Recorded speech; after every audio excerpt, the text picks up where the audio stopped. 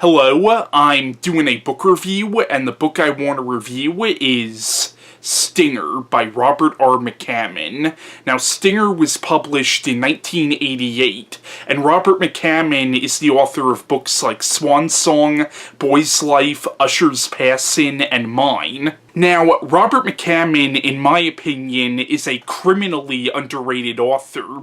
Now, I'll admit, besides this book, the only other books I've read from him were the books I've mentioned, so I've only read a handful of his novels, but I've adored every book I've read from him so far, so to me, he's one of my favorite writers, even though I've only read a handful of his novels, and to me, he deserves to be ranked right up there with authors like Stephen King, Dean Koontz, Anne Rice, and Clive Barker, and for a lot of people, he is up there with those writers. Like, Robert McCammon definitely has a following, but I feel like his following is much more of a cult following, whereas Stephen King, Dean Koontz, and Anne Rice enjoy more of a mainstream success, Stephen King probably more so than any of them. But I really feel like Robert McCammon's books deserve so much more than a cult status. Like, once again, I think Robert McCammon deserves to be just as famous as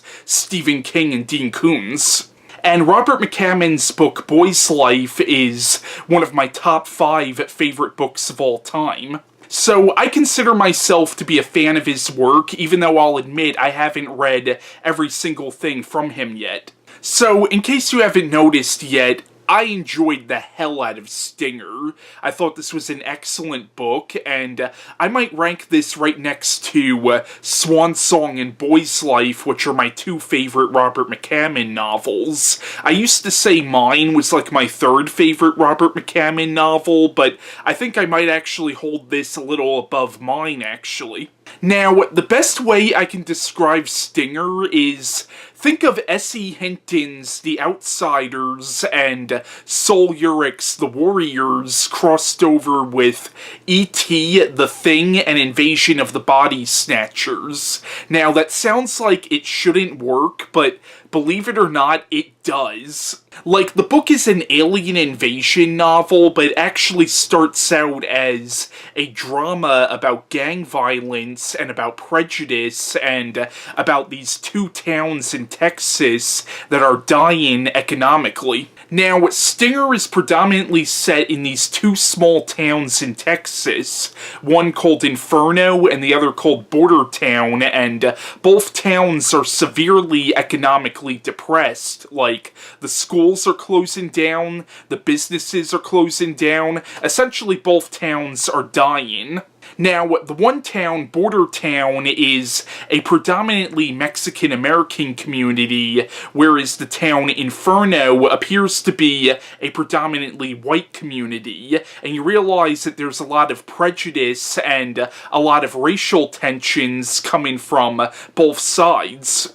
And there are these 2 rival gangs from each town, and in the beginning of the novel, there's sort of like, I guess you could say, a Cold War between these 2 gangs, but you realize that this Cold War, for want of a better term, has the potential to deteriorate into a full-blown gang war.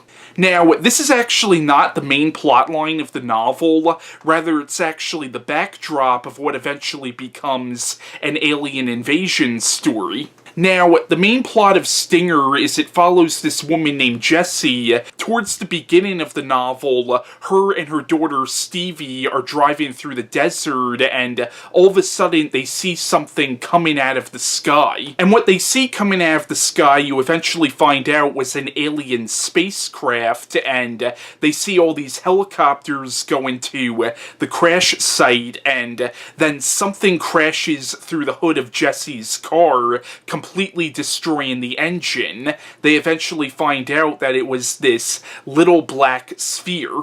Now, coming out of this black sphere is what appears to be music, but only the little girl Stevie can hear this music.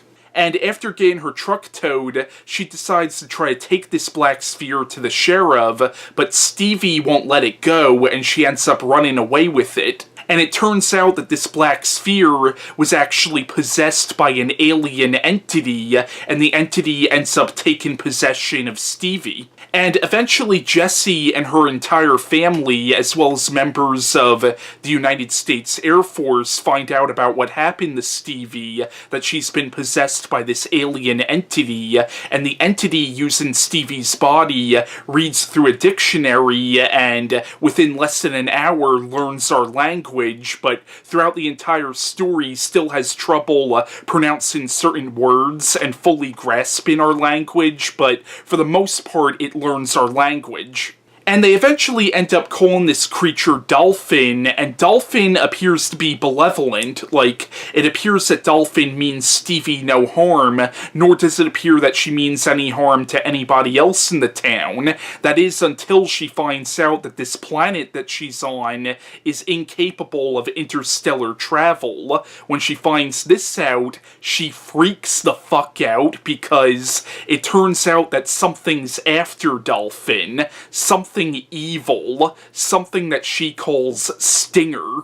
And eventually Stinger comes and ends up trapping all the residents from both towns within the area and is now threatening to kill all the residents from both towns unless they can hand Dolphin over to him. And of course, Jessie is reluctant to do this because Dolphin is possessing the body of her daughter, so giving Dolphin to Stinger would also mean giving her daughter away to Stinger. Now, once again, I adored Stinger, and one of the things I really liked about this book is I thought it was so brilliant how the book began as more of a drama about gang violence, but all of a sudden turned into a sci-fi horror story, because a lot of the stuff about these two rival gangs and this gang war that has the potential to break out, a lot of that could have been its own book, because a lot of that was really gripping, and I was actually almost disappointed when the alien invasion stuff started happening, because I wanted to know more about these two gangs, and I wanted to see more of what would have happened with these two gangs, but the whole gang story in the book actually does tie in with the whole alien invasion story, and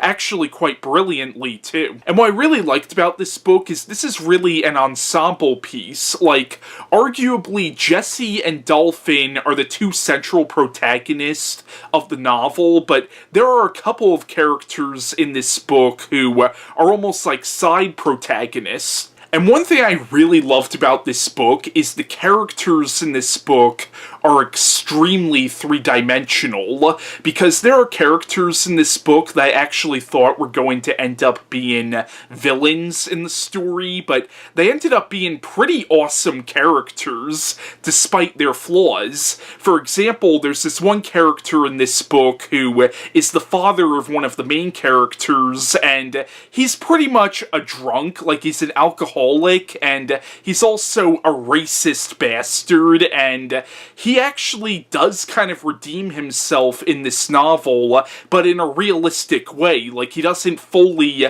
get over his prejudices, and he doesn't fully get over his racism. The same thing with, like, the two rival gangs. Like, when Stinger shows up, you see these two gangs have to start working together to some extent to try to stop Stinger. And I know that could be a little cliched, because we've seen so many stories like that before, where enemies start working together to try to stop an even greater threat, but for me it worked in this story, and I thought it was really believable in this story. I also loved the characterization of the characters of Cody and Rick, who are the leaders of these two rival gangs, and you realize that both these characters hate each other's guts, but you also realize when you get into the personal lives of both these characters that they're actually very similar in the sense that they're both really smart kids and are actually good kids in their own right. They're just making these really stupid decisions by deciding to be in these two gangs. And these characters, Cody and Rick, go through a genuine character arc in this story, and I just love loved the arc that you see these two characters go through. And these sections of the book that follow the characters of Cody and Rick, in some ways could almost count as a coming-of-age story, because you see these two boys really mature throughout the course of this story and become true men by the end of the story. So once again, the characters in this story are extremely well-rounded and extremely three-dimensional. And Stinger was such an awesome villain. Like, McCammon, I think, is really good at making really compelling villains.